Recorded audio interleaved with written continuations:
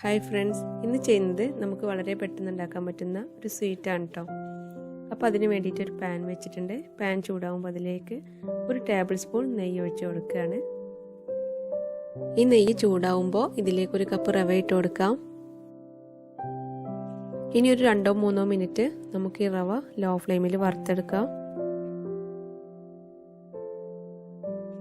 ഇപ്പോൾ റവ നന്നായിട്ട് വറുത്തെടുത്തിട്ടുണ്ട്. ഇനി ഇത് നമുക്ക് പാനിൽ നിന്ന് മാറ്റാം. ഇനി ഈ പാനിലേക്ക് 2 ടേബിൾ സ്പൂൺ നെയ്യ് ഒഴിച്ചു കൊടുക്കാം.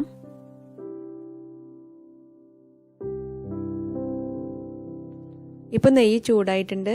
ഇതിലേക്ക് 2 കപ്പ് ക്യാരറ്റ് ഗ്രേറ്റ് ചെയ്ത് ഇട്ട് കൊടുക്കുകയാണ്. ഇനി ഇതിലേക്ക് ആവശ്യത്തിന് ഉപ്പ് ചേർത്ത് കൊടുത്തിട്ട് ഇതൊന്ന് മിക്സ് ചെയ്യാം.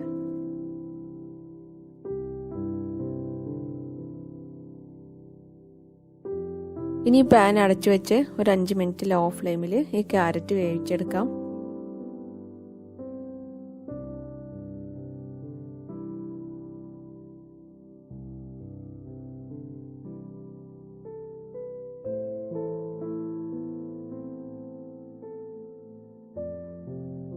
ഇനി ഈ ക്യാരറ്റിലേക്ക് 2 കപ്പ് പാലൊഴിച്ച് കൊടുക്കുകയാണ്.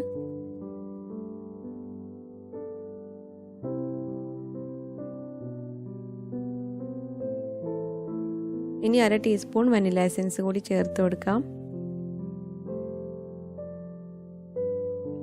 ഇനി മധുരത്തിന് വേണ്ടി ഇതിലേക്ക് 1 കപ്പ് ശർക്കര ഉരുക്കിയത് ഒഴിച്ചു കൊടുക്കുകയാണ്.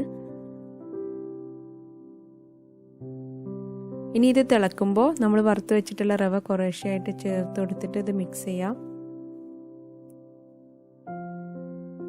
നമുക്കിത് പാനിൽ നിന്ന് വിട്ടുവരുന്ന പരുവാവുന്ന വരെ ഇളക്കി കൊടുക്കാം. ഇപ്പോൾ ഇത് നല്ല ഡ്രൈ ആയി വന്നിട്ടുണ്ട്. ഇതിലേക്ക് കുറച്ച് ബദാം ക്രഷ് ചെയ്ത് ഇട്ട് കൊടുക്കുകയാണ്. ഇനി ഇത് നന്നായി മിക്സ് ചെയ്തിട്ട് നമുക്ക് ഫ്ലെയിം ഓഫ് ചെയ്യാം. എന്നിട്ട് ചൂടോടെ തന്നെ സെറ്റ് ചെയ്യാൻ വേണ്ടിയിട്ട് ഒരു ട്രേയിലേക്ക് മാറ്റാം. ഈ ട്രേയിൽ കുറച്ച് നെയ്യ് പുരട്ടിയതാണ്. ഇതിലേക്ക് നമുക്ക് നമ്മുടെ ക്യാരറ്റ് റവ മിക്സ് ഇട്ട് കൊടുക്കാം. എന്നിട്ടിത് നന്നായി പ്രസ് ചെയ്തിട്ട് നമുക്കിത് ലെവൽ ചെയ്തെടുക്കണം.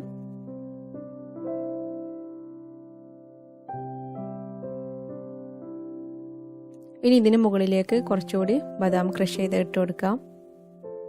ഇനി ഇത് ചൂടാറാൻ വേണ്ടിയിട്ട് വെക്കുകയാണ്.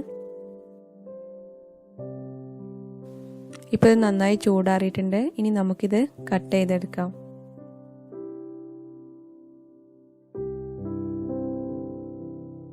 അപ്പോൾ ഈ റെസിപ്പി ഇഷ്ടമായാൽ എല്ലാവരും ട്രൈ ചെയ്ത് നോക്കണേ. സബ്സ്ക്രൈബ് ചെയ്തിട്ടില്ലെങ്കിൽ സബ്സ്ക്രൈബ് ചെയ്യാൻ മറക്കരുത്. ലൈക്ക് ചെയ്യാനും മറക്കരുത് കേട്ടോ.